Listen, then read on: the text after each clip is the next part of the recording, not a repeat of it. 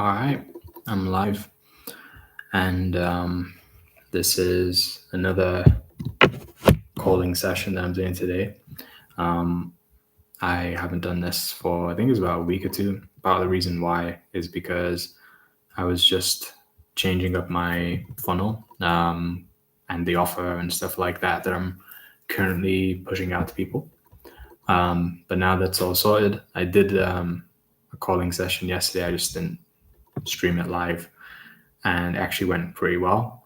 First person that I spoke with, picked up the phone to, they wanted to learn more, and I put them through the funnel and said that they want to get started out.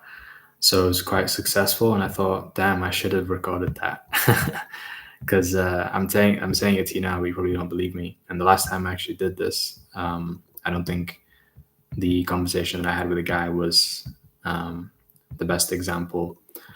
So yeah, I mean, I don't know how these sessions are going to go every time I do them. It could be that I end up speaking with someone that's just an asshole. You guys can watch that and be entertained. Um, but the odd chance that I speak and have a good conversation with someone, you can witness it. Now, another thing that I'm doing a little bit different is maybe when you've seen the last time that I did my calls, I called it the live breakthrough sessions. And the reason why is because my experience of like doing my calls, like when I was prospecting, it's almost like I was combining the prospecting with a bit of a coaching experience as well. But the problem for me is that I was sometimes wasting my time on people who weren't necessarily the right fit for what I was looking for. People who weren't exactly coachable, people who just were draining me more than it was reciprocal.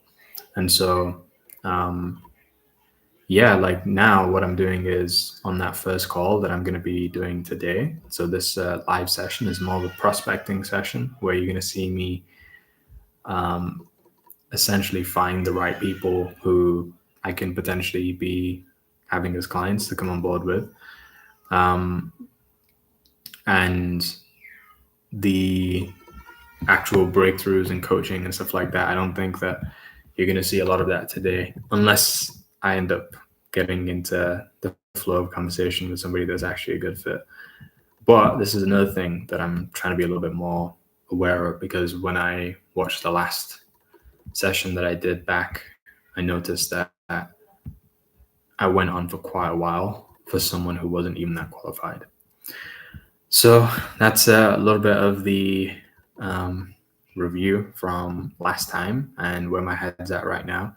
I was actually supposed to be on a call today at 7 p.m. and the guy, for some reason, wasn't able to show up. And so if at any point I do get a call from him, then you know what that's about, and I'll have to take that, and that could be a good one to watch. But yeah, just need to get back into the flow of this thing and start dialing, because it's the dials that actually gets the results. So let's begin. If you're watching this live or on the replay, comment replay, and we'll check in, see where we're going. This is just the beginning. Let's go for it. First person, and let's see what they're saying, if they answer.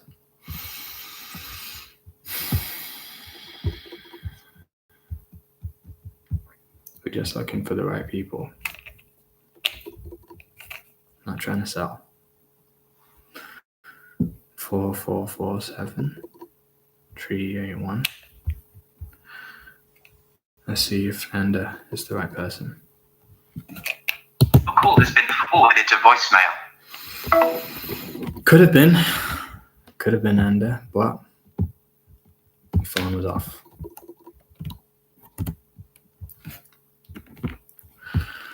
See, one of the difficult parts when you're prospecting is that sometimes people give these names and you just have like no idea how to say the name because it's so freaking unique. So I'm gonna give this one a shot. I think her name is Marlena.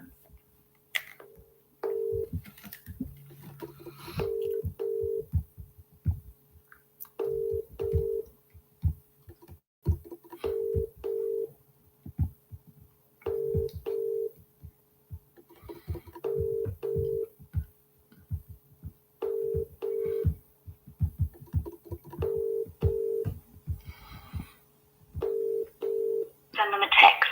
Thank you. Nope. That was a no answer. Yesterday was a good day.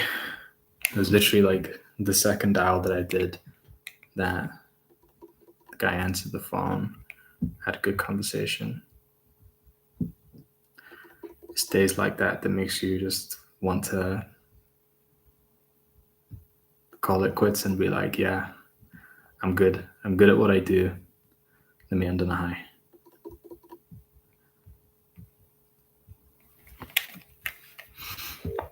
Let's see what they're saying.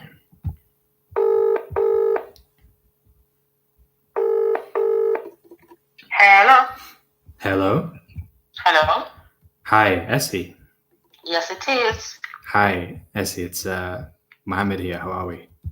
I'm fine, thanks. Yourself? Yeah, very good. Very good. Thanks for asking. I appreciate it's a little bit out of the blue, but you got a minute? Yes, I do. Lovely, lovely. So the reason I was just giving a call is because you actually came through one of our social media applications. Might have been a little bit of a while ago now, but What was it for?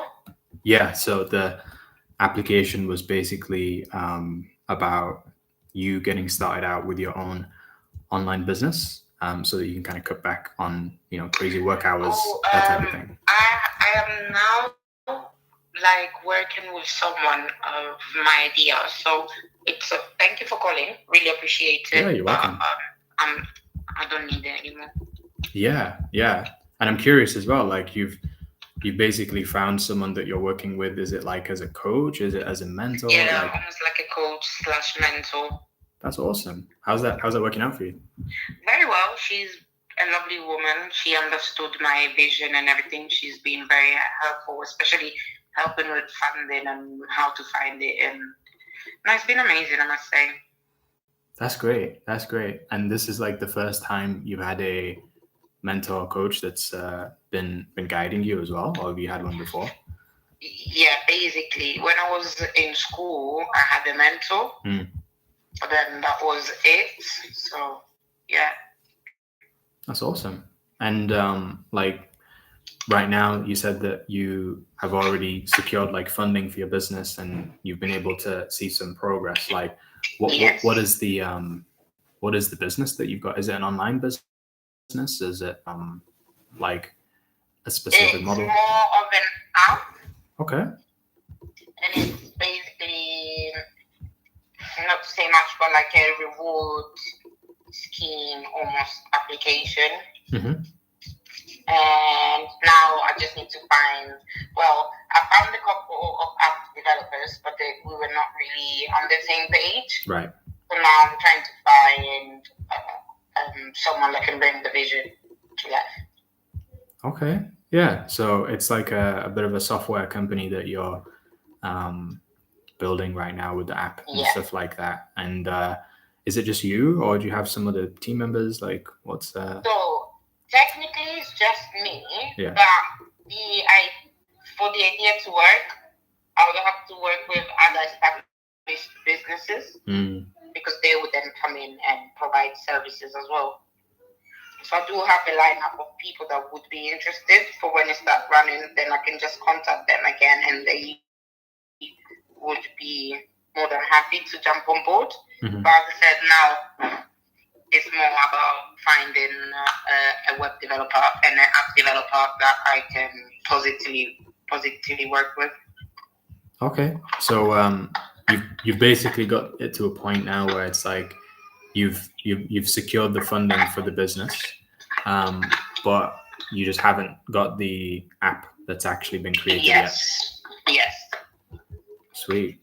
So I mean, it's great to hear that you've already been able to move forwards and you're starting to see this vision come to life. Yeah. How do you feel about that? I'm a bit scared. It's a bit scary because it's something new, but I'm excited. Can't complain. Juggling the two things, working and also I'm going to school part-time. So I have a lot on my plate, but I'm being a bit delusional. I'm not thinking about it too much. Okay. Like you said, you're in school, like as in like college, university? What's the... I'm doing my access course into health science. Mm-hmm. And in September 2026, I'll want to go back into uni. Okay. To then get my development degree in education. I see. So like you're still wanting to further on your kind of education as well? Yes, I work in an independent school. So I still have a genuine interest in education. So I want to develop that as well. Yeah. Sounds like you've got quite a lot that you're doing right now. Like you got the business, you've got the education, you're also working. Like that's quite a lot you got on your plate currently. Yeah, it is. That's why now I'm trying to also outsource where I can. Mm-hmm. That's why I'm literally looking for an app and web developer because I technically can get a website up and running, but I would rather give it to someone else and leave the stress of getting that sorted to someone else. Of course, yeah, because at the end of the day, like they'll probably be able to do a better job quicker, and all it's going to cost is like a little bit of money.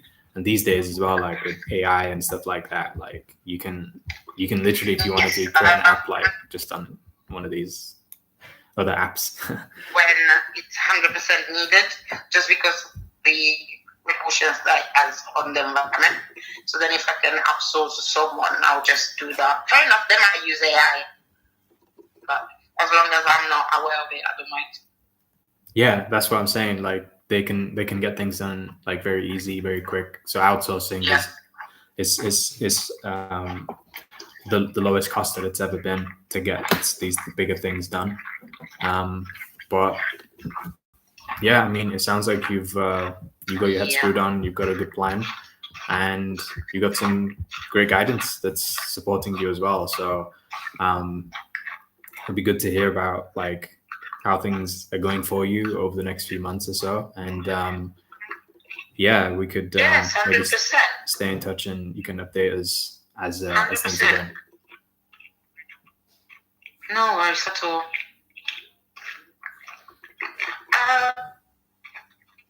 Hello? Yeah? Yeah. To schedule a call so we can speak again? Yeah, I mean, how would you want to do it? Because I know you've got quite a lot on your plate right now, but I have a half term happening the last week of October. Yeah. You know, the Halloween weekend, basically that week. Okay. So because hopefully by then I have more answers. Yeah. And more concrete stuff. Sure. Yeah. So that's like what we're talking in about a month's time, something like that? Yeah. Okay.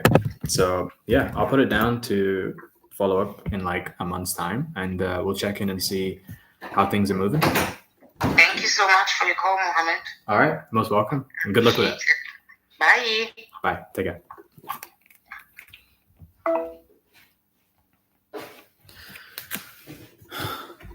See, again, that was another call where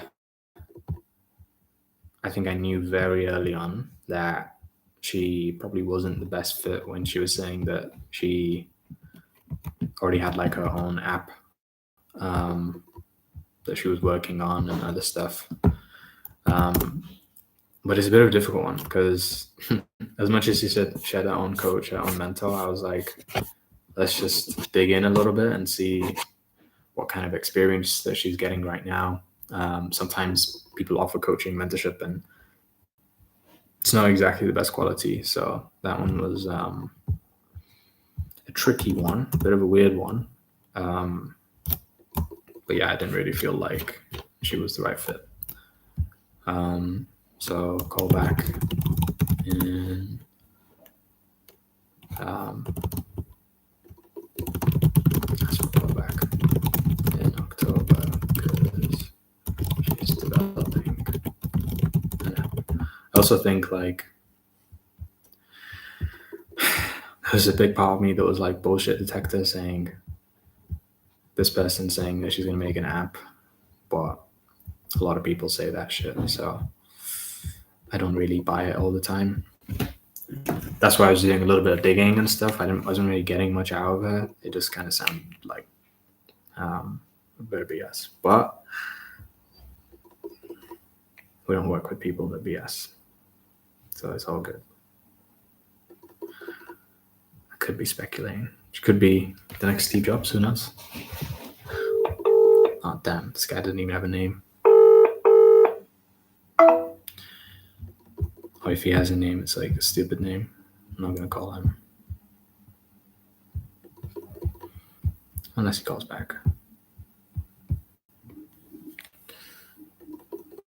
And he calls back. I don't think this is gonna go well, but we'll see.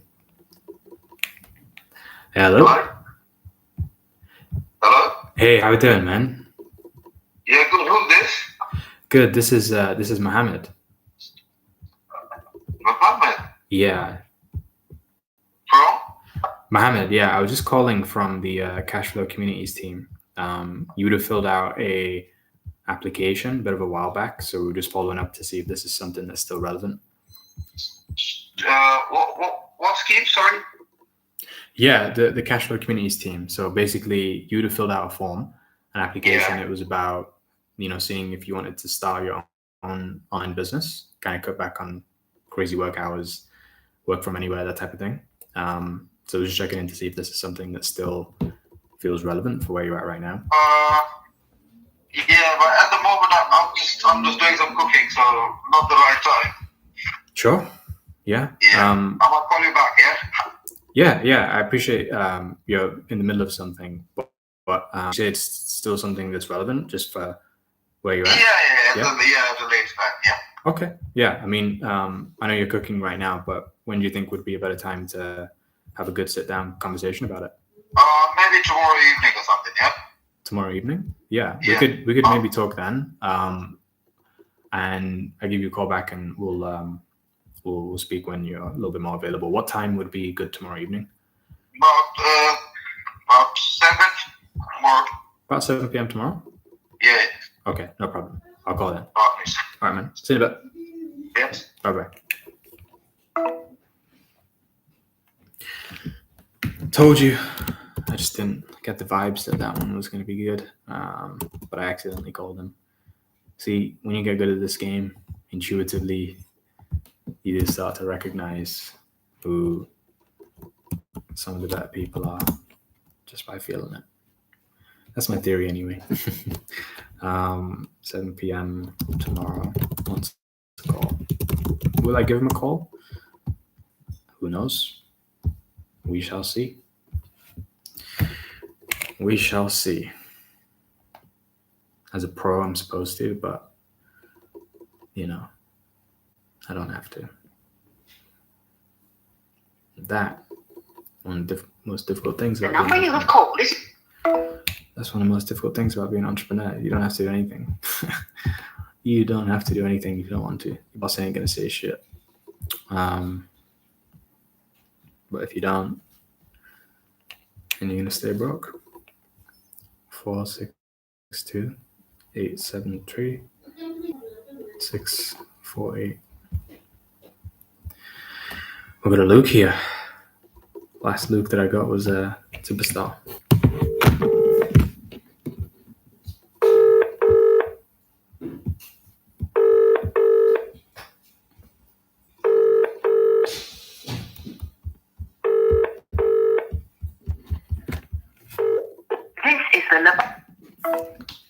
Who's still on the bar, man? Like, did not know people still buy that shit. I guess it's for the internationals, but maybe I should get that, to be fair.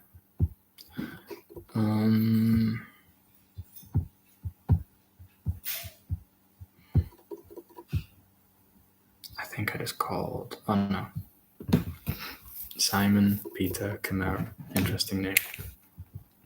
+447 960 937 647. Simon.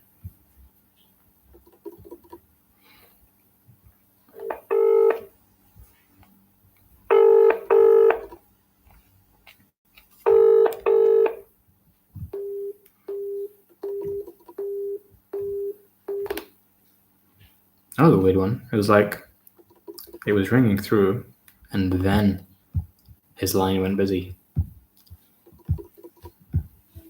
Never seen that happen before.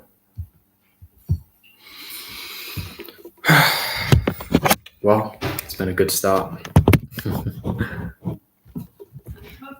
We've had 2 people answer. Both of them pied me off. Well, not necessarily pied me off, but didn't allow me to engage that well.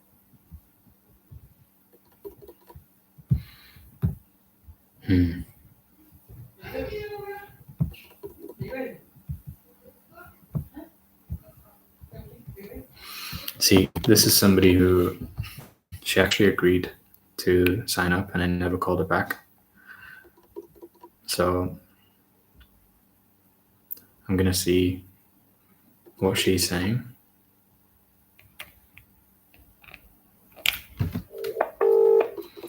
She might be at work.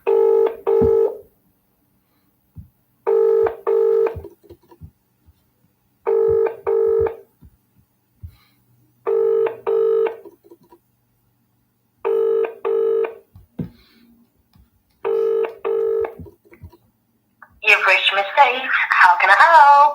Leave a message. After you've finished. Interesting voicemail. Very interesting. I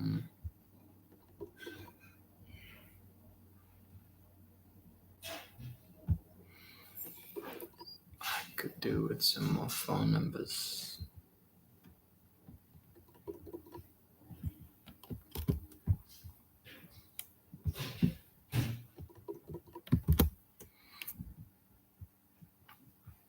Stella.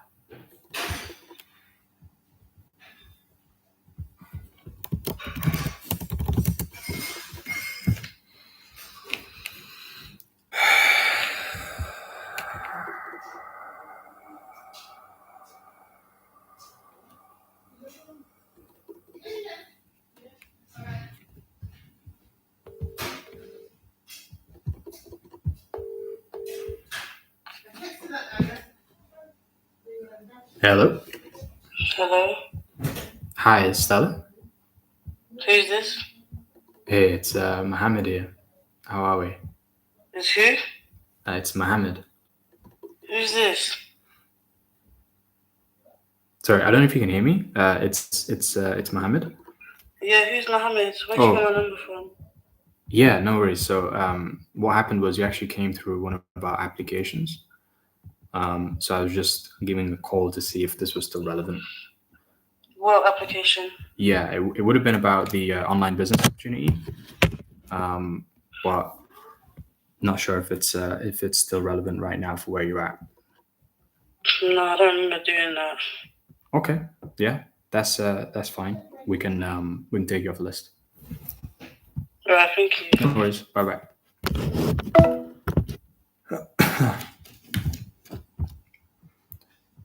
Yeah, that was just not somebody with the right attitude at all. That's what I call a disqualified. To be honest, it's not as if she was like that rude. It was just in that moment, she just seemed like she was very like negative. You feel in the energy. So bad attitude, let's put.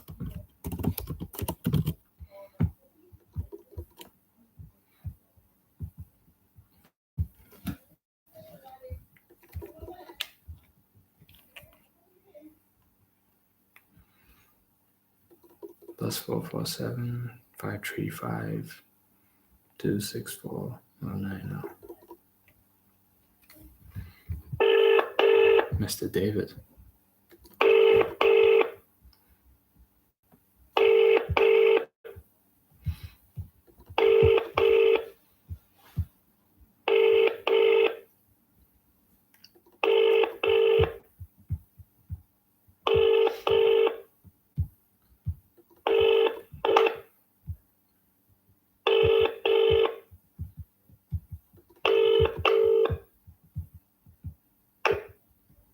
Sorry, this person can't.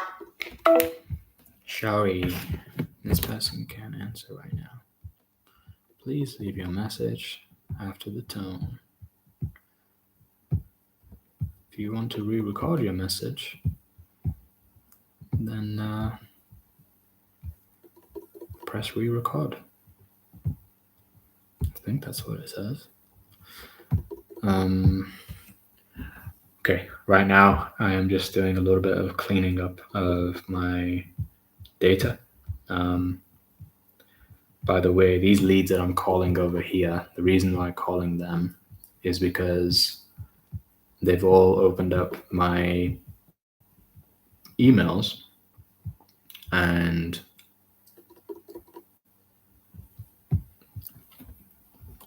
done so multiple times. Oh, getting a call back from Dunya. Hello. Hello? Hey, Dunya, how are we?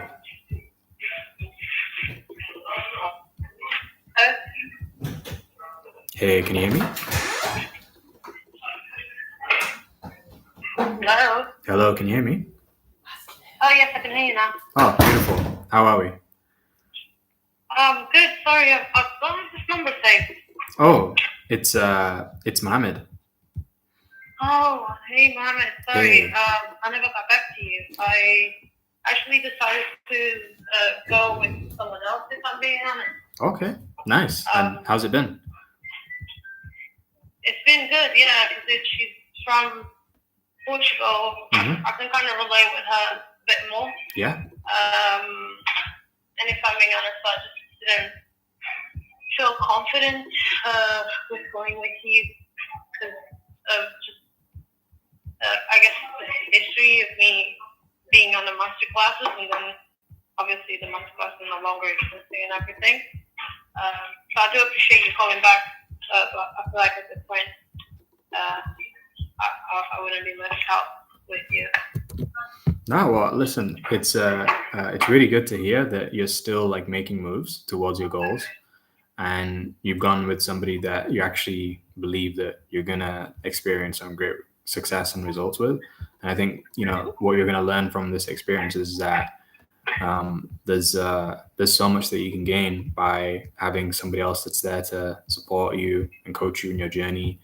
And so, like, you're gonna experience a significant amount of growth if this person is, as you say, like, you're confident in what they've got to offer and stuff like that.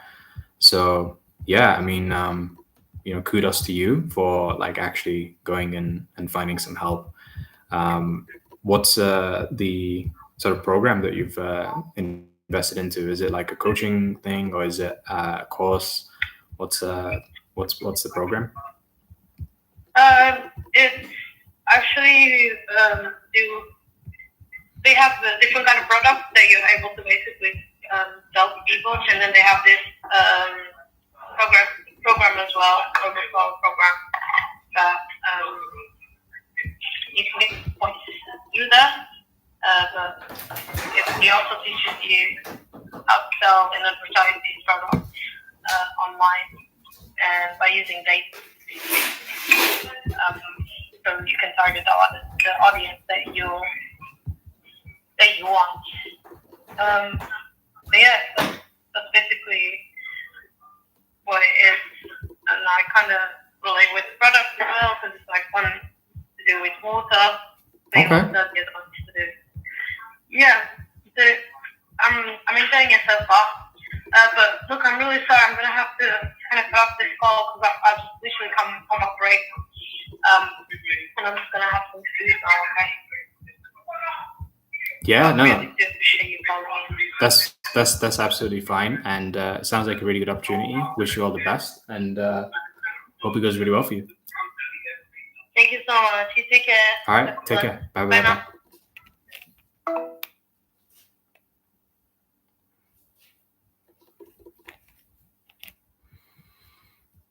So, yes, Dunya, we can take her off the list. That's one of those ones where I could have been better with my follow-up. So that's on me. But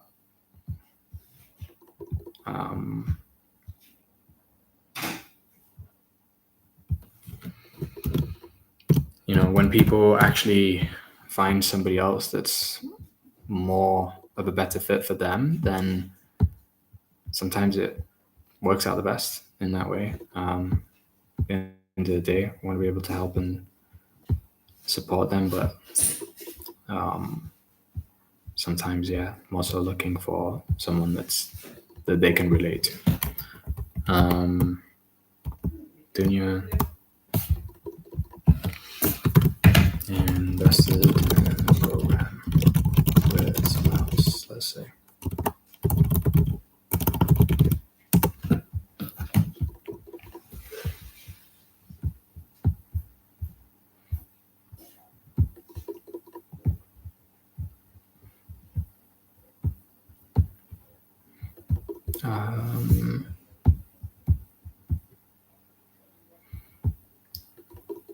Okay. We've been live for like 30 minutes. Probably go for another 20, but give me a couple. Before I start dialing again, I want to just get some names and numbers sorted out.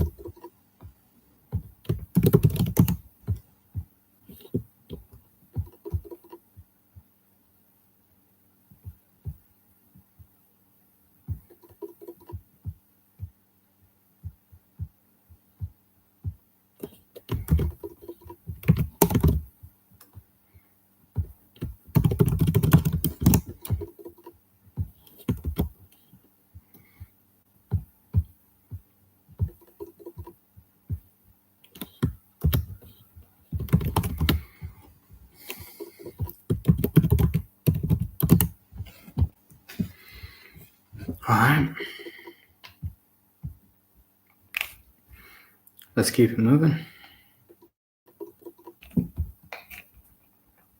467 197 261.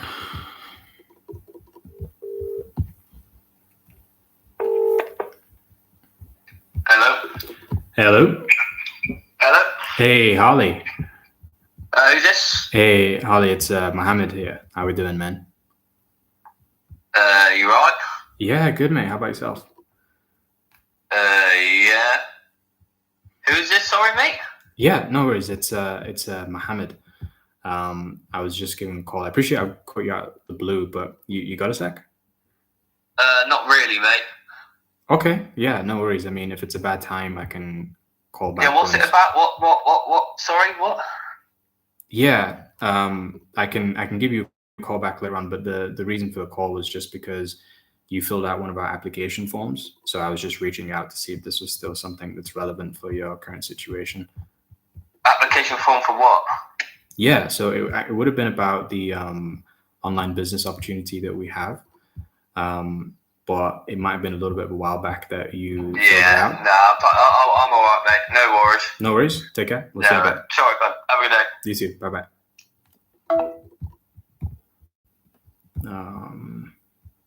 That's a clear no.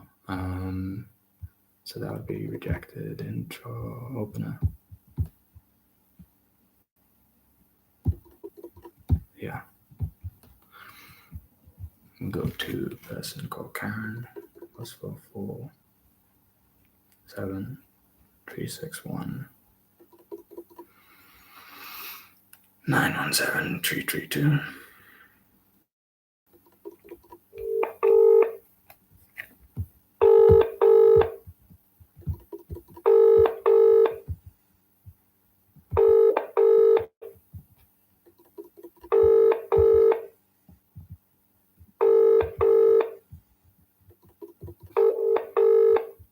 Your call has been forwarded.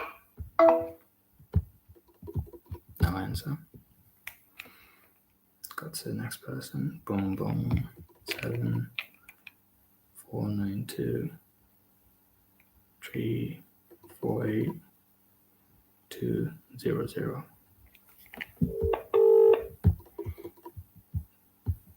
Hello? Hello. Oh, yeah. Hey, Josh. How you doing, man? Yeah, all right, man. Good, How are you? good. Yeah, I'm good as well. Good as well. Appreciate I've caught you out of the blue a little bit, but you got a sec?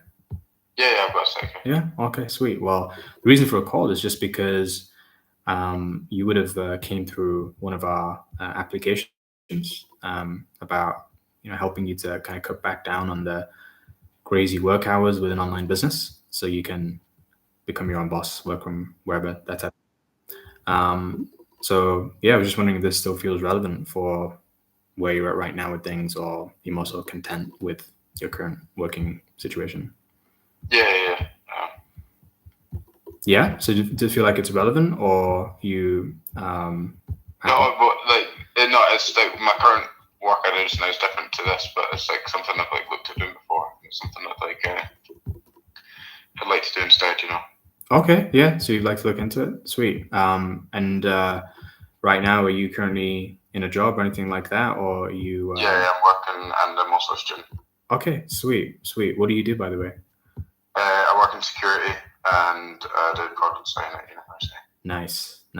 That sounds really good, man. Well, I won't take up too much of your time, but really the what I do on the call is just before I go ahead and send you some more information as to how it all works and the whole opportunity. I'll just ask a couple of quick questions to see whether there's some real alignment here, and then if it's a good fit, I can for sure send you across the video and the information that breaks it all down. Sound fair? Okay, cool. Yeah. Okay, great. Well, essentially, we're giving away the opportunity to join a free challenge to begin with. It's for a handful of people this month, where you'll receive a bunch of training, materials, coaching, resources. And the whole idea is that people who bring on board, we're going to help them get to their first 6 figures online with their own online business. But since there's only a handful of slots that we're giving away for free, we're looking for the best of the bunch. so that we can, get the best case studies, testimonies from them when we launch Challenge to the public. That makes sense? Yeah. Yeah. Okay. So yeah, we're looking for someone who's, just coachable, meaning that they're willing to learn, willing to change, and humble enough to, just follow some simple instructions. Would you say that you're someone that is coachable, or am I speaking with? Yeah, I'm always learning new skills and etc. Like expanding my knowledge on certain things. So yeah, I'd say I'm definitely coachable. That's good, man. That's good. And tell me a little bit more about that. Like, where is it that you feel like you are mostly expanding your knowledge and skills, or where have you done that in the past, maybe? Well, I'm currently learning like stuff. Like just for example, when I was a kid, like I watched some cartoons. I never did that. I just sat and watched like nature documentaries and stuff. It's kind of a weird kid, as someone would say. Basically, no, I just learning like face to face rather than like from textbook stuff like that. It's prefer to do. Yeah. So you're not much of a reader right now, but you still like to learn from other people. More of like learning from other people, more like like the actual actions I'm taking. I just don't find reading like effective. So yeah, so it sounds like you're a bit more of a what we call like a practical learner. And you kind of learn best from just doing the thing rather than somebody telling you how to do the thing. So I understand that, and with the regards to like the experiences that you had in the past and stuff like that, would you say that there's any area where it's really stuck out for you and where you have like seen the most growth and had like the best experience through learning or being coached or something like that? Probably say like a lot of my current job role that I do in securities now, when you train for your license, it's not much actual learning you do for your license. It's more like on the job training from it's not necessarily on the job training, it's more you're working and learning, because you don't really learn until you actually get your license. So a lot of other people in the industry that you need to learn off, and I'd probably say my job role in security, that's where it's worked for me best. Got you. So like you're actually learning a lot from the people in your environment, and that's where you've seen it the most in terms of that growth. That's cool, man. And like you said that you're studying at university and you're also doing security right now. So like I guess like one of the main things that could be a potential block challenge if you was to start your own online business right now would kind of be like the commitment, because you already have like two commitments there. You got one at the job, you got commitment with the university. I mean, how do you think you'd be able to get around that if you was to potentially look into starting your own online business right now? Would you be able to put some time aside? Like, how would you? I'll work for security is kind of like antisocial hours. I don't really have much like social time with friends. That's like taking away that point. And then university, my uni courses now is quite a relaxed. Felt like it's more like self-disciplined. You kind of choose the hours where you do your work. It's not necessarily a schedule. So usually always got time for like projects, commitments and stuff like that. So I would have time for it, yeah. Okay. So yeah, like one of the guys that I'm actually starting to work with as well, he works in security, and what he's been doing is like, because in security, a lot of the time when you're there, you're not necessarily having to like give a lot of your focus, because you're more so there, but you're not having to do work in quite a few security roles. And so what he's doing is like, he's just spending that time doing a little bit of learning, going through some of the content and stuff like that, whilst he's in the job. So like that's a potential, but as well, like you said, with the university degree not being like, it's not like getting a PhD. It's not like getting a really go to the School of Arts, so it's quite. It's more like you've got to work at which times you should be doing your work, rather than you've got like lectures sitting inside. I hear that. At certain times. You know what I mean? That makes sense. So yeah, I mean, like with where you're at right now, I know you're studying University of Arts, like you've got this security going on. Have you ever looked into like anything to do with having your own sort of business online or anything like that, or is this kind of fresh? Yeah, I've me and my friend have tried to do some stuff before with like Shopify stores, just dropshipping. The first thing we did with that show was a while ago, but it was a money gun, and then I made one sale on it, but that was nice. like quite I made, but it was a while ago. Yeah. I've not gone really back to it since. Kind of just gave up after the first try. Well, I mean, you said you made a sale, so like, why didn't you just keep on doing what you did to make the sale? Yeah, we tried with other products and stuff. Nothing was really happening. I think it was just one of our videos got lucky, but I see. But yeah, I just didn't really have the proper skills at that time to be doing it, and I had other commitments in life that I then prioritized over that first. I was trying other businesses rather than online at the time as well. So.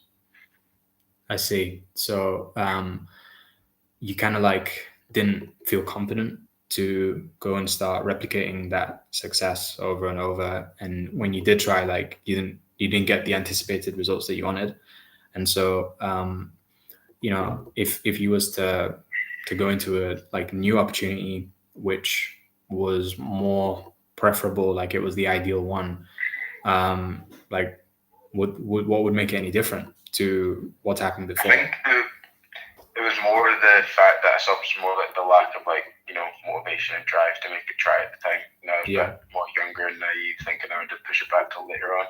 Mm-hmm. But I can do that a lot. Like a lot of time that you need to fall behind, and I do lack motivation until there's a deadline due. Yeah. But what usually helps me the most is like when I've got like other people around me, as I would be like getting coached. That's what would motivate me to then actually do to build the store, etc. Because I think it might not even necessarily be motivation that you're missing there, because what it sounds like is that like you've done well when you've had people around you, your friend, that type of thing. It might actually be accountability, and just having either the coach or you have another friend that's there to say to you, like, have you done the thing that you said you're going to do each week, or however often they're going to check up on you. Like, that is so powerful. It just keeps you on track and allows you to stay disciplined, because the thing is, like, nobody is motivated 24/7, 365 days of the year. It just never happens. And so in those moments where you don't feel like doing the work, then it requires discipline in order to maintain the consistency. And so, like, it might just be a little bit of accountability that you were missing. But aside from that, do you feel like there was anything else that was missing before when things didn't necessarily pan out the way that you wanted them to? I'm not. I feel like more of like the motivation, but like not anything that I can think of right now. Okay. So if you had that accountability, you had the drive to want to do it, then do you believe that you'd actually be able to see some good results? Yeah, I do. Yeah? And do you feel like you've got that drive right now? Yeah, I do. I feel like I've got it more than ever right now. Like, I'm moving flats soon as well, and I just desperately want a new car. So it's more the thing I've been looking at is like, no matter what job you can get, and you can be getting paid, I don't know, like a good $300,000 a year, which is well above what most average people make. Mm-hmm. And you'll be quite comfortable with what you're earning. But then at the end of the day, you only got like, I don't know, 28 holiday days a year. It's like you're still stuck like working just all the time into one place, and that's what's kind of like been motivating me right now to look at different ways, just to stop that. Yeah. It's the thing is that like you can get to the highest level of being an employee, but at the end of the day, you're still going to be trading your time for money. And so whenever you're trading your time for money, then there's only a certain amount of time that you can put in before you've capped out, right? So like, for example, at the moment, your job probably paying you a few grand a month. Are you working full time? Are you working part time? Just depends on the hours of the week. It's like self-employment, so it's not like certified hours. So yeah, like about a couple grand a month. Sure. So like, let's say you're working like full time, getting a couple of grand a month, then it's decent for one sale, right? Because when you think about what you've been able to do in order to acquire that amount of money, then you had to go and get an interview. You had to ask somebody to pay you every single month, and you got them to agree to pay you. That's how business works. It's just that the problem is when you made the deal, it's like you've signed off on all of your time, most of it anyway. And so now you're not able to scale. And so there's nothing wrong with the price point. Everything was just simply wrong with the offer, because the problem with the offer is that you're offering all of your time. It's the best service that you possibly have. And now you've got yourself at maximum capacity. And so in order to be able to come out of this, like you want to be able to find a product that can allow you to scale, where you won't be giving so much of your time away for having the same amount of money coming in. Like imagine having, for example, one client that is paying you your monthly wage, but they're only asking for like 2 hours of your time each month. Yeah. What's stopping you from being able to do that now? Yeah, just like finding what I'd be able to do to like offer that. That's why. Yeah, it's like not even having the offer and having the actual product there, so you don't have an idea at the moment, is what it sounds like. And that's absolutely fine, right? Because you don't have to be a genius. You don't have to say to yourself, oh, I need to go and invent something that is gonna revolutionize how to do business and stuff like that. Like all you're gonna be able to do is kind of like copy and paste. Because when you think about how in school, most people, if they try to copy and paste, like they get told off. You get told that you can't cheat in exams, you can't take what another person's done as plagiarism. But in business, like that's exactly how business works, where a lot of it is about just looking at what has worked elsewhere, copy and pasting as much as you possibly can, and then basically like putting your own little bit of flavor on it, which is kind of like the branding. But aside from that, the main way that everybody does business is the way that works. So it's all the same. So like you can either try to reinvent the wheel, or you can just look at, okay, well, in order to get to that point of having your first 6 figures, you can just look at what other people have done to get there and think, how can I do a very similar thing? You can simply do that. And that's what I did to get to my first 6 figures. I just looked at what other people who got to their first 6-7 figures did. And I was like, okay, what products did you sell? How did you do it? Can you show me how to do the same thing? And they were like, yeah. I was like, okay, cool. And then I sold the same products, and I did a very similar thing. I just put my own style on it. And so I get where you're at right now in the current situation that you're in. It sounds like you don't really have like much of an idea. And here's the thing is like, the first thing I said at the beginning of the call is that the people that we're looking to work with are actually the ones who are the most coachable. And we tend to find that the ones that don't have as much business experience tend to be the most coachable. And the reason why is because like you don't have any preconceived notions as to how to do things. You're just more so a blank slate, and we can work really well with that. But it has to be a case where it's like, as you said, you've got to have that drive, you've got to have that hunger, and you got to be willing to learn. Like I know that you're not necessarily the person who reads the books and does all the theory and stuff like that. And to be honest, neither was I before I got into entrepreneurship. And then one of my mentors said to me that like the average CEO reads about 52 books a year. I was like, damn, I got some catching up to do, because I never used to read. And the first year of my journey, like I set myself a goal. I was like, listen, I'm just going to see if I can hit 100 books in my first year, see what happens. And I never read a book before. So I didn't hit the 100, but I definitely read more books than I'd ever read in the past. And I always was good at being able to be disciplined, do the practical stuff like this. But, having that balance between learning as well as taking the action, that is what helped me to reach the success that I've had. Because at the end of the day, it's like like you can either learn your own mistakes. This is what one of my mentors told me. You can either learn from your own mistakes, or you can learn from the mistakes of other people. So if you was to learn from your own mistakes, it's great because you've got the pain and experience to tell the story. If you learn from other people's mistakes, then you can go so much quicker because you can condense timeframes. You can literally not have to go through the problem and skip the lesson, in essence. So if you can have a balance between both, where you learn from your own mistakes, you're taking the actions, but at the same time, like you're also taking on board what other people are saying, you've got that coachability, then can't go wrong. Yeah, absolutely. I tend to like navigate that in my life like a wee bit already, like learning from other people's mistakes, and I try to do as much as I can, but all mistakes at some point yourself, and I do then learn from that as well. But I do try to look at other people's mistakes as well. A lot of the time. That's good. Yeah, that's the balance that you want.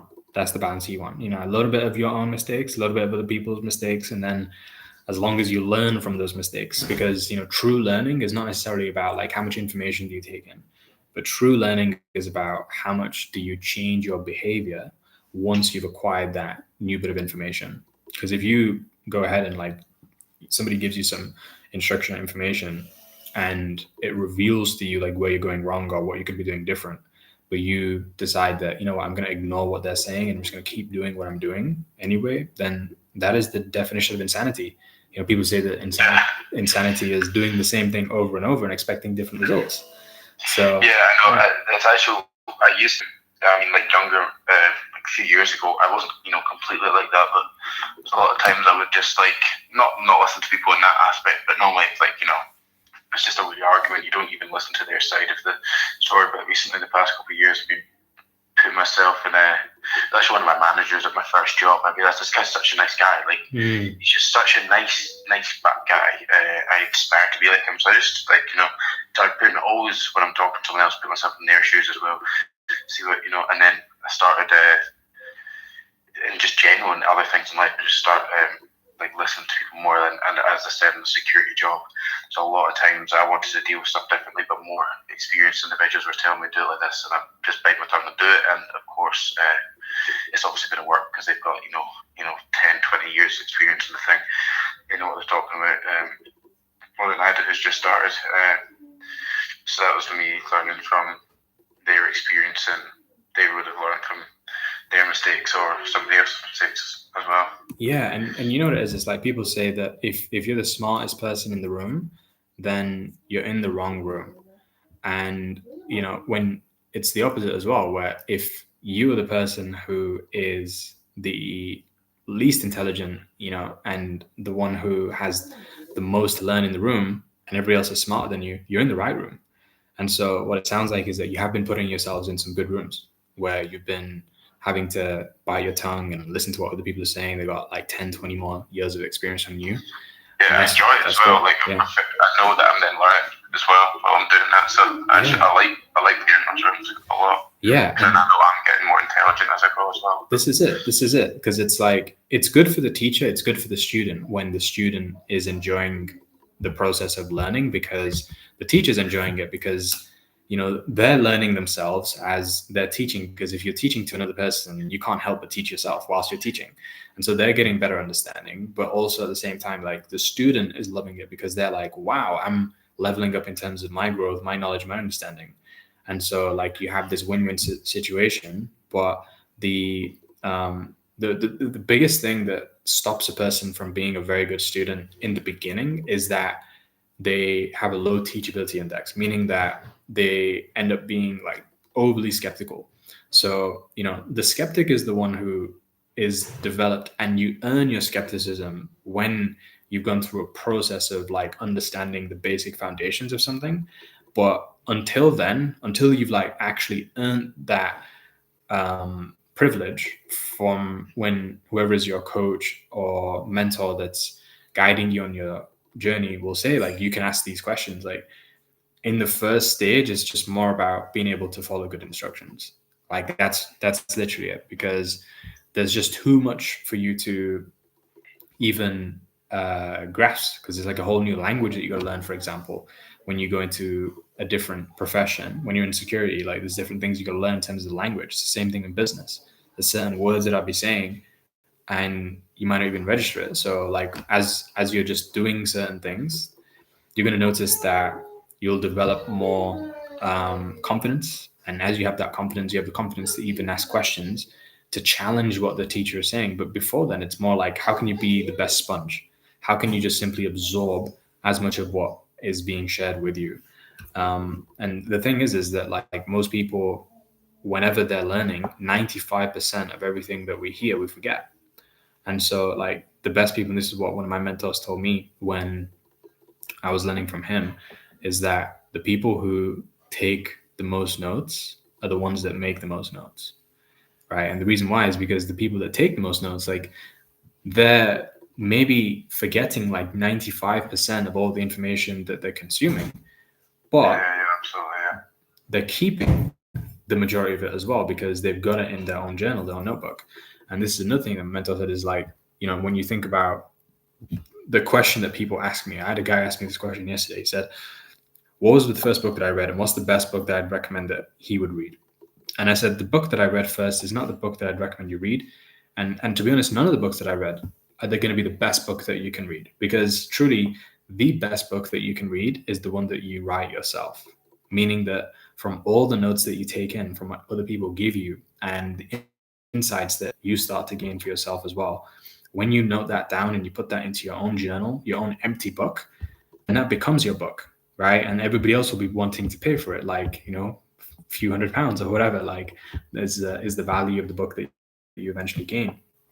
But the more that you start to work on that practice, like for example, one of the best things that I think I learned was from a friend of mine who I took to an event, and this guy did something that like nobody in the room did, which was he basically brought a notepad with him, and every single time somebody would speak, he would ask them questions, and then when they were going into a topic of which he personally like didn't know too much about, he would pull out his notebook and he would start writing in the notebook. And I was like, wow, this is really cool. So I asked him, you know, why are you doing this? Because nobody else is doing this right now. He didn't care about like how much money they were making. He didn't care about what level they were at, anything like this. He was just like, I'm going to pull out my notebook every single time. And the reason why he did this is because he said that when you do this, when you pull out your notebook, when you pull out your pen, what it does is actually honors the person who you're speaking with. And then as they see you doing this, like chances are they're going to start dropping for you like the best gems that they possibly have, because they're looking at you and seeing that this person's paying attention. So I want to give him more. Like I want to actually share. So yeah, like having that as a trait in being able to honor and respect the person who is going to be giving you the lessons and the wisdom and teaching you, like I'd say like that's the number one trait of somebody who is really a great mentee from the beginning, because that's really showcasing like the ultimate level of humility, and that's one of the most rarest things these days. But it's the most common thing that I've seen amongst successful people is they've all got that level of humility. Yeah, I've noticed that like from in like times just in like university, like I've always been a kind of, you know, I just went to university just to kind of, everyone does it. That's the reason why I first like kind of went, and chose a subject I wasn't probably too interested in, or probably more interested at the time, but I regret it now. But I'm now in year 4 now, so I was at the point where I might as well just see if there's no point in getting up. And but I was never a typical guy to take a notebook into class. I was just sitting there because I had to be there. But as you said, like we don't take notes, you don't remember. And so what I started doing was I then did start becoming more organised. Weekend early, just so I would then remember to get the notepad and all this ready. Bring the notepad, but then what I found was I would then take notes again. Once I got my notes, I'd take notes from my notes, and that would help me remember it more than just taking the notes in the class. But yeah, I do understand what you're saying about when you're learning from people, it is an honour to them, and that they will want to help you more because they know you're actually taking in the information that they're saying. Yeah, and really, it's like one of the key things that people don't understand about successful people is that everyone looks at them and they have like this jealousy, saying that, oh, this person had it better than me, like they came from means, they had access to more resources, and that's why they're in the position they're in. Like they have this lie that they tell themselves, which is, you have to have money to make money, but really you don't. I'm a perfect example of that. Like I didn't have any money before I started making money, and it just ended up coming. And the reason why is not because we had loads of resources. It was actually because I was just simply the most resourceful. And so there's a difference between having resources and being resourceful. If you're resourceful, then everything that's given to you in your environment, like you're going to do the best that you possibly can with everything that you've been given, including the people who are in your proximity. And so if you're the type of person who's like, yeah, I've got this person here, but like can't get anything out of them, or I discredit everything they say, I disrespect them, then you're going to get the worst out of them. You're going to get the worst side from them. And it's not going to be good for you or them. But if you look at the people around you and you're like, how can you be of service to them, and how can they then reciprocate? Like this is the way of which the magic really starts to happen, because everyone's complaining that like I don't have enough help, I don't have enough support. But really, like when you truly look around and you have a different lens and you see like, wow, like I'm so blessed with everything that I truly have been given, then that attitude of gratitude like is the shift. Because if you think about it, like that's how successful people will think when they eventually become successful. They'll be thinking to themselves like, I have more than enough, I'm so grateful for my abundance, and that I have like all of the people around me that can help me go to where I want to be. And so if you have that mindset from the very beginning, then you end up having a reality that reflects your personality, So this is the key, just making sure that you can have that attitude from the very beginning. Because one of the other quotes that I remember one of my mentors saying is that like it is not necessarily your attitude, but it is your aptitude. So it's not necessarily your aptitude, but it is your attitude that will determine your altitude. Meaning that it's not necessarily about how smart you are, or how much that you have been given compared to others, but it's a lot more about what is your attitude and your perspective, how you see things, that will determine how high that you go. So that's the key. It all begins with the mindset. Mindset is 95% of the success. The 5% is the skill set. And then once you got those two things, you'll be given the tools. And mindset, skill set, tool set, that's where the success comes from. Yeah. So I mean, it sounds like you've got your head screwed on, and you're in a position where you've got the drive, and you've also got like a little bit of past experience, but a bit of an expectation as to what level of work it requires to see any type of result, which is good. And now what it sounds like is you just need a little bit of a helping hand, and the right opportunity, the right vehicle that will be able to take you to where it is you need to go, and what goals you got in place. I mean, if you was to right now like have a goal for yourself in the next, let's say 6 months to a year, like what would you say your main goal is right now? Next 6 months, probably in the next year, like really, I'd like my source of income not to be from security. That's not to say I actually really do enjoy doing my security job, but at the end of the day, it's like I'd like to have more money. I'd like my main source of income not to be from security. I'd like to, make it from an online store. Maybe not necessarily online, maybe my own business that's not online, but I think I'd definitely let's try online first. Something I forgot to say is like I think I've also, for business experience in terms of like building a business, I've learned a lot from my dad. My dad's got his own business that he shares with his brother. Mm-hmm. and I've looked at, kind of expanding myself into, not necessarily into there, but like not working for him, but working with him. Mm-hmm. And he said he'd have full support for me. Like, I don't finish university for that, but I think I would like to try something different with this like online business. That's why I've reached out to you. I saw the advert on Instagram. Yeah, and with the regards to like the goal that you've got set in place there, like in the next 12 months, you want to be like making the majority of your income from having an online business. Do you have a specific income goal as to what you want to be able to reach in terms of a figure? Like, what would be ideal for you? Six figures in 1 year would be. Yeah. Would be. I mean, I know that's really high, but that would probably be my main goal.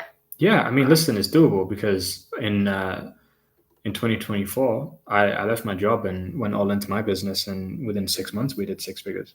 So, like, you can 100% get it done, and you can do it. I got it done because, for example, like I didn't have me to help me when I was going on my journey. Like, I had some people that were good friends and mentors and stuff like that, but I didn't have me.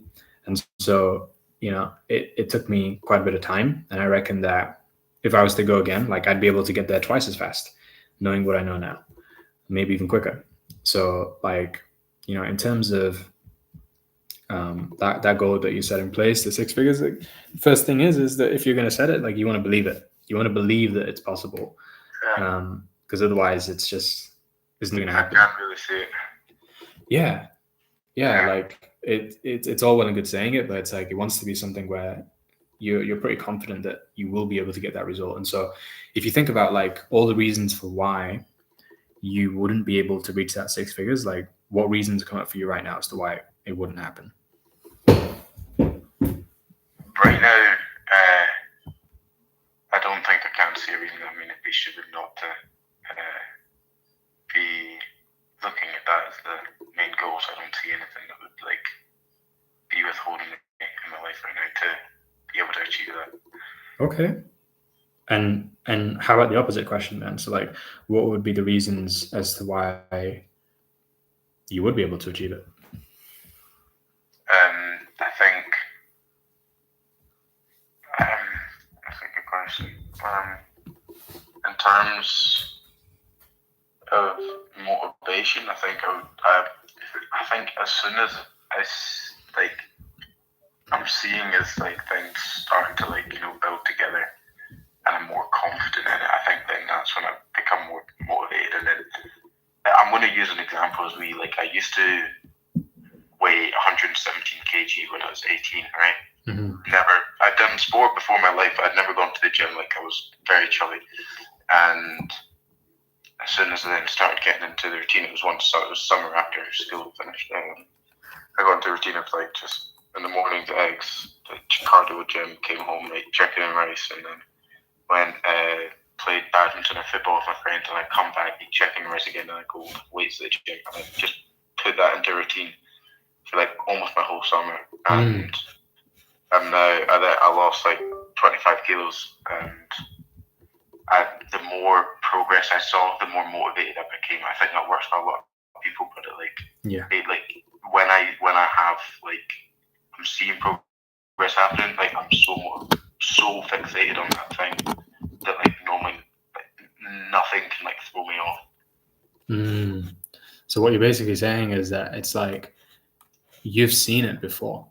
Yeah, like I've seen it before myself, like to the point of like severe obsession. Like you see, like it was even just like having a cheat day. I wouldn't have a cheat. I remember once it was I started this like kind of diet like process like the summer, so it was like kind of end of May, start of June.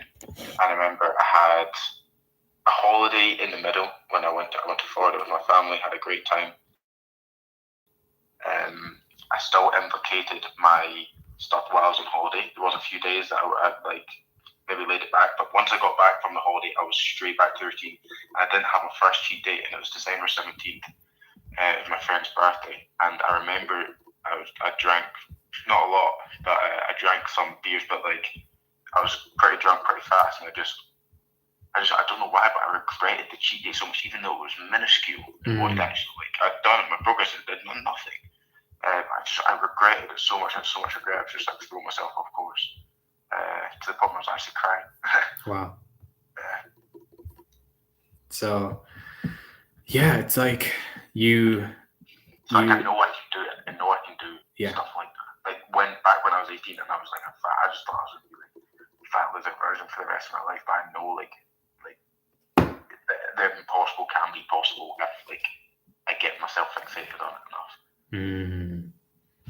Yeah. It sounds like it's like when you're in momentum, then it's very difficult to like even stop you because you're going with that much force. And it's actually like scientific because one of Newton's laws is that law of conservation of energy. When something is in motion, then it will continue to be in motion unless acted upon by an outside force. And so it's like one of the reasons as to why you might be beating up on yourself when you have a cheat day is it's because like it was actually harder to have the cheat day when you're in so much motion than it is to like not have it, So I'm so worried about that, outside force affecting the emotion that I don't want to even regard the factors around me. Yeah. So this is it. It's like what I tend to find is that the real thing that like stops a person from reaching the goals that they have in place is usually because they get too close to achieving it. So it's a bit of a interesting dynamic because That's it's like very interesting actually. Yeah. So basically if you picture it like this, like remember me saying in the first year of my entrepreneurship journey, I set a goal to read 100 books. Now, if I set that goal to read one book, like I may have read a book, but you'd instantly want to read another one to like prove yourself that you could do more than what what might have happened is that like I might have read one book, but I might not have as well. I might have got to like a few chapters and felt like, damn, I'm gonna end up hitting my goal, and then what happens then? And it's kind of self-sabotage. But because I set such a big goal, I was like 100 books, then going through like the first 20 felt like nothing because I still felt so far away from this big goal that I needed to reach. And so like the thing that one of my mentors said to me is that you should never hit your goals. And what you should do is every time that you get close to a goal, you should just move the goalposts. And that will help you to continue in motion. And it's not necessarily to say like never celebrate your successes, because you do want to celebrate your milestones as you go. Otherwise, like what's the point? And you're going to burn out. But if you're able to honor your journey, celebrate your successes, but have this blissful dissatisfaction continually, then you're going to be able to, really reach that level of success very easily. And so, for example, you're saying to me that you want to be able to hit 6 figures in the next 6 months. What I'd actually be asking you to do now is like, at least as a minimum, you want to double that goal. And you want to say to yourself, I'm not going to hit to 100K. I'm going to do like 200K. Because if you aim for 200K, then chances are what's going to happen is that you're going to at least hit the 100K. And in fact, what my experience was, like genuine, I've got all the notes written down. I was not aiming for 100K in a year or even in 6 months. My goal was like, we're gonna go for $1 million in a month, and I'm gonna work out how I can do this. I'm gonna factor in all the numbers, what's the inputs, what's the volume, and by me just simply focusing on this one goal, it was like things started to move in motion, and 6 figures felt easy. And it was crazy. It was like 6 figures literally felt easy. So this is the thing. Like, if you really want to have that 6 figures, make the goal even bigger and say, no, I'm going to aim for 10 times more than that and see what happens now. Even though like, in your heart, like you'd be satisfied and happy with 6 figures. If you aim for 7, you'll put in the work rate for 7 figures. And that will guarantee you 6. Yeah, I get that. Yeah, makes sense. I know exactly what you mean by when you come too close to what you achieved, and then people tend to give up. Yeah, and it's also a lot of people. It happened to me a wee bit in terms of the gym. I set first, I was 117, I set 90 kg as my goal. And I was about 91, 92, 93 kg or something first. And then I don't know what happened, but all of a sudden, I think I moved out from my home at first, and then I think my quality of life was overall bad, and then I lacked motivation because I then started to recline back, and I got what I want last. It was like 112 kg. Obviously, it was slightly different because I had built like a lot of muscle mass after that. But then one day I was like, holy fuck, and then I got back into that, that target fixation of I want that goal, and I did. I moved as soon as I got to 90. I was like, no, I want 85. And I know exactly what you mean with that. Yeah, what it is if you've had experience of seeing progression in the gym, that is transferable to business, because business is simply about how much pain can you tolerate, right? And so it's the same thing in the gym, where it's about who can tolerate the most pain in a session. And you've got people who will literally put themselves through hell, whilst there's another person who's doing like barely anything in comparison in terms of what they're actually physically lifting. But because one person has been going to the gym for a whole year, every single day, and being disciplined, they can put themselves through way more pain and still at the end of it feel good, right? They can still feel like that was a great session, I've got a pump and everything like that, even though they went through more pain measurably. But now their tolerance has got higher. And so it's the exact same thing in business, where initially like there's going to be a little bit of pain that you experience and you'll feel it more and more, but eventually like that pain tolerance and threshold will just increase to the point where you can put down like $1 million in a month for an investment into your advertisements and still feel like it's okay. Like you can manage that risk.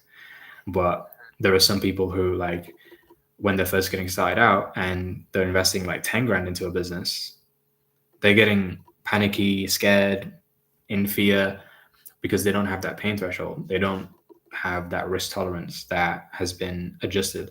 It's like a thermostat. So a thermostat works in a way where it's like it will set a temperature for the room, and then whenever something will get too hot, it will reduce the temperature of the room. And so it's the same thing in business, where it's like everybody has a financial thermostat. And yours right now, if you're like doing $2 grand a month, roughly around that amount for the security, that's chances are like where you're currently comfortable with in terms of money. But also you have not necessarily just got a thermostat, which is in how much that you're comfortable with making, but there's also like a thermostat in how much you're comfortable with investing. And of course, like, the more that you are comfortable investing, then the more higher returns that are potentially available to you, because with higher risk, there's higher reward, right? And the people who they don't have that risk tolerance, like, they will end up overwhelming themselves with something that is beyond what is comfortable. So it's like not necessarily about like going way beyond what's comfortable just for the sake of it, because if you do that, then it's like going into the gym and getting an injury. Like you may never go back in. But if you do enough so that there is growth that's going to happen, you can eventually, through small added bit of weight, you can progress.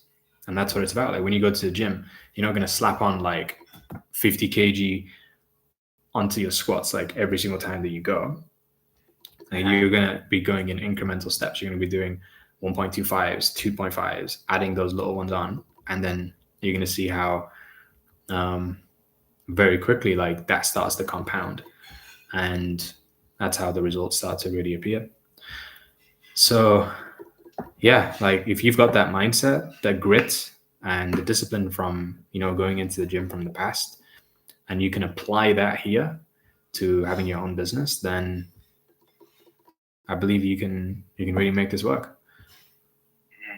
Yeah, I believe I can as well. That's good, man. That's good. Well, in that case, I think that this could be a good fit. The opportunity that we've got, getting you started out with a challenge. What I usually do for people is I will book them in for a call where we can actually like break down exactly how the challenge works, the simple disciplines that you need to focus on over the next 90 days and things like this. So if I was to get you in for a call at some point, would you be able to maybe tomorrow, would you have some time to sit down and go through it all then? Or what's your schedule looking like then? Yeah, no, I'm good tomorrow. Yeah. Okay. Well, would you be like, what's your schedule looking like tomorrow? Do you have any time in the afternoon, the evening? What's gonna be best? Probably morning to early afternoon. So okay. Most available time slot tomorrow. That sounds good. I mean, I think if we wanted to do like maybe 11 a.m. tomorrow, that could work pretty well for me. Yeah, that'd be perfect. Awesome. And in the meantime as well, if you can, before we jump on that call, I actually have a video that I was telling you about at the beginning where it breaks down, everything that I did. Is that 11 a.m. UK time, sorry? Yes. Okay. Yeah.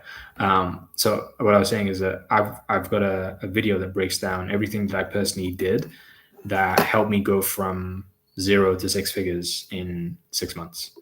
To having my own online business. And so I want you to give it a watch. I want you to take notes. I want you to steal as much value as you possibly can from the video, because it is jam-packed with value. And you're definitely going to get a lot of knowledge, insights from it. And then when we jump on a call at 11 a.m., then you can tell me all the things that you've learned, and we'll go through everything that you've seen so far. How does that sound? Yeah, good. Is that the video that you sent me the link to earlier today?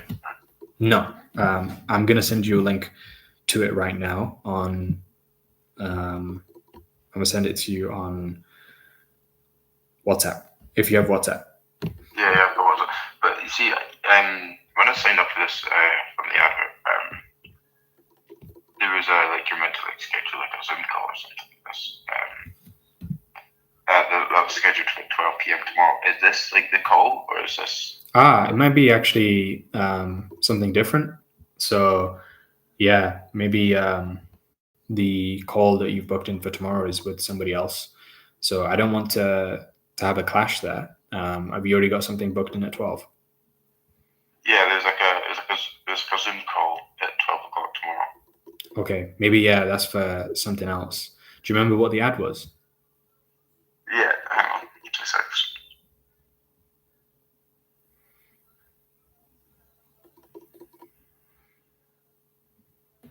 It was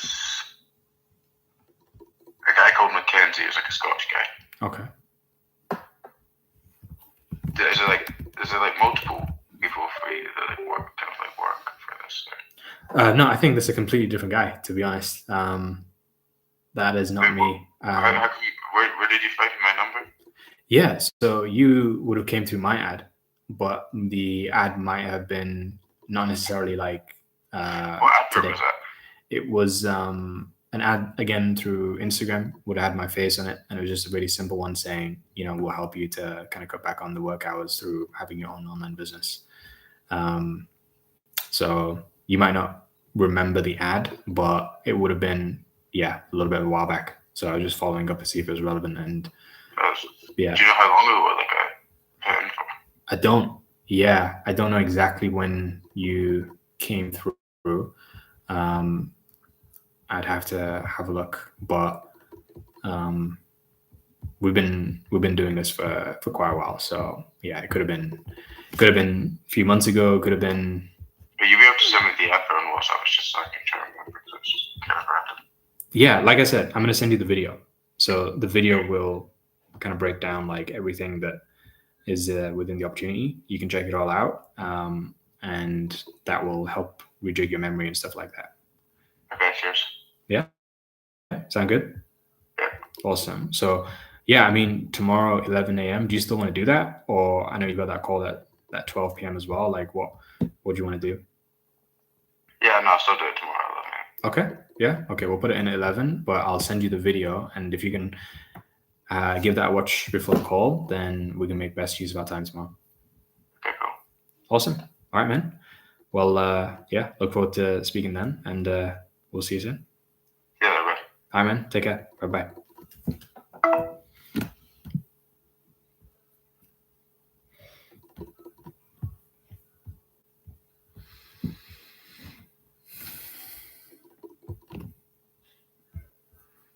All right.